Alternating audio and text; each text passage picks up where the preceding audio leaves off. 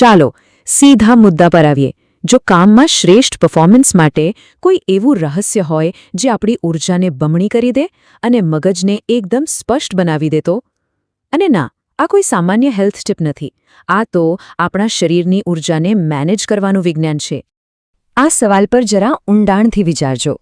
આપણે બધા વધુ કામ કરવા, વધુ પ્રોડક્ટિવ બનવા માટે સતત મથી રહ્યા છીએ.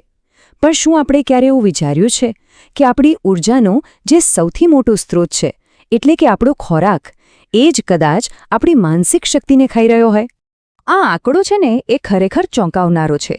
આપણા શરીરની કુલ ઊર્જામાંથી 70% જેટલી ઊર્જા ફક્ત એક ભારે ભોજન પચાવવામાં જતી રહી શકે છે. જરા વિચારો, એ 70% ઊર્જા જેનો ઉપયોગ કોઈ મોટી સમસ્યા ઉકેલવા, કોઈ નવો આઈડિયા વિચારવા કે પછી કામ પર ફોકસ કરવા માટે થઈ શક્યો હોત, એ બધીની બધી પેટમાં જતી રહે છે. તો પછી આનો મતલબ શું થયો? લંચ પછી જે માનસિક થાક અને સુસ્તીનો અનુભવ થાય છે ને, એ શક્તિ મળવાની નિશાની નથી. એ તો એક ઇમરજન્સી સિગ્નલ છે કે આપણી બધી જ જ્ઞાનાત્મક ઊર્જા એટલે કે બ્રેન પાવર પાચન તંત્ર તરફ ડાયવર્ટ કરી દેવામાં આવી છે. આ મોંઘા ઓપરેશનવાળી વાતને બરાબર સમજજો. જ્યારે પણ શરીર પાચનમાં વ્યસ્ત હોય ત્યારે એ શાબ્દિક રીતે આપણી ક્રિએટિવિટી, પ્રોબ્લેમ સોલ્વિંગ અને સ્ટ્રેટેજિક થિંકિંગની ઊર્જાની ચોરી કરે છે. આપણું મગજ જાણે બેકગ્રાઉન્ડમાં ચાલવા લાગે છે, કારણ કે મુખ્ય પાવર સપ્લાય તો પેટ તરફ જઈ રહ્યો છે. હવે જુઓ, આ સ્લાઇડ યોગ વિજ્ઞાનનું મુખ્ય રહસ્ય બતાવી રહી છે. જ્યારે પેટ ભરેલું હોય ત્યારે શક્તિનો પ્રવાહ નીચે તરફ એટલે કે સુસ્તી તરફ જાય છે. પણ જ્યારે પેટ ખાલી હોય ત્યારે એ જ ઊર્જા ઉપરની તરફ એટલે કે મગજ તરફ રીરાઉટ થાય છે.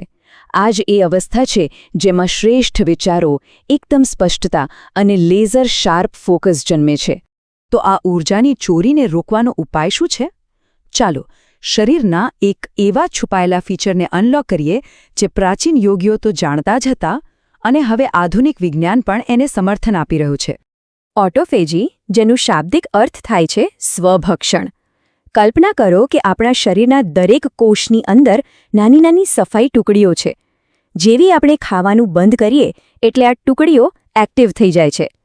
એ કોષોમાં રહેલો કચરો, જૂના પ્રોટીન અને નબળા ભાગોને શોધીને એને રિસાયકલ કરી નવી ઊર્જા અને નવા બિલ્ડિંગ બ્લોક્સ બનાવે છે. આ એક પ્રકારનું બાયોલોજિકલ અપગ્રેડ છે. અને હા, આ કોઈ માત્ર પ્રાચીન માન્યતા નથી. આ તો કટિંગ એજ નોબેલ પુરસ્કાર વિજેતા વિજ્ઞાન છે. જાપાની વૈજ્ઞાનિક યોશિનોરી ઓસુમીએ સાબિત કર્યું કે જે પ્રક્રિયા યોગીઓ હજારો વર્ષોથી પોતાના અનુભવથી જાણતા હતા, એ વાસ્તવમાં આપણી બાયોલોજીનો એક મૂળભૂત હિસ્સો છે. અને આ શક્તિશાળી પ્રક્રિયાને સક્રિય કરવી ખૂબ જ સરળ છે. આપણા છેલ્લા ભોજનના લગભગ 12 કલાક પછી આ સેલ્યુલર ક્લિનિંગ શરૂ થઈ જાય છે. અને 16 કલાક સુધીમાં તો આપણું શરીર સંપૂર્ણપણે ડીપ ક્લીન અને રિપેર મોડમાં હોય છે.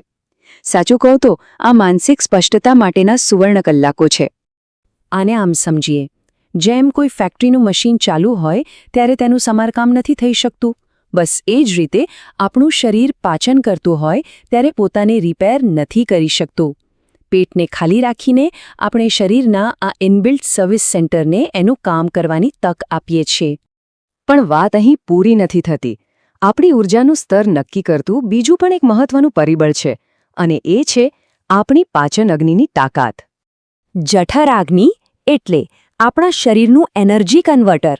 જ્યારે એ પ્રબળ હોય ત્યારે એ ખોરાકને સરળતાથી ઊર્જામાં રૂપાંતરિત કરે છે. પણ જ્યારે એ નબળી હોય ત્યારે ખોરાક પચતો નથી, પણ શરીરમાં પડી રહીને કચરો અને સુસ્તી પેદા કરે છે. આ ચાર્ટ બતાવે છે કે આપણી પાચન અગ્નિ સૂર્યને અનુસરે છે. બપોરે એ સૌથી વધુ પ્રજ્વલિત હોય છે, પણ સાંજ પડતાં એ નબળી પડી જાય છે અને મોડી રાત્રે તો એ માત્ર અંગારા જેવી રહી જાય છે. એ સમયે ખાધેલું ભારે ભોજન બીજા દિવસની સવારની ઊર્જા અને ફોકસની સીધી ચોરી કરે છે. મતલબ કે દિવસની શરૂઆત જ એનર્જી ડેફિસિટ સાથે થાય છે. તો આપણે ક્યારે ખાવું એ તો સમજ્યા, પણ યોગ વિજ્ઞાન કહે છે કે આપણે શું ખાઈએ છીએ એ પણ એટલું જ મહત્વનું છે. અને અહીં વાત કેલેરીની નથી, વાત છે જીવનશક્તિની. યોગીઓ ખોરાકને કેલરી તરીકે નહીં પણ પ્રાણ તરીકે જુએ છે. પ્રાણ એટલે જીવન ઊર્જા. આ એ બળતણ છે જે ઉચ્ચ સ્તરના વિચાર અને માનસિક સ્પષ્ટતા માટે જરૂરી છે.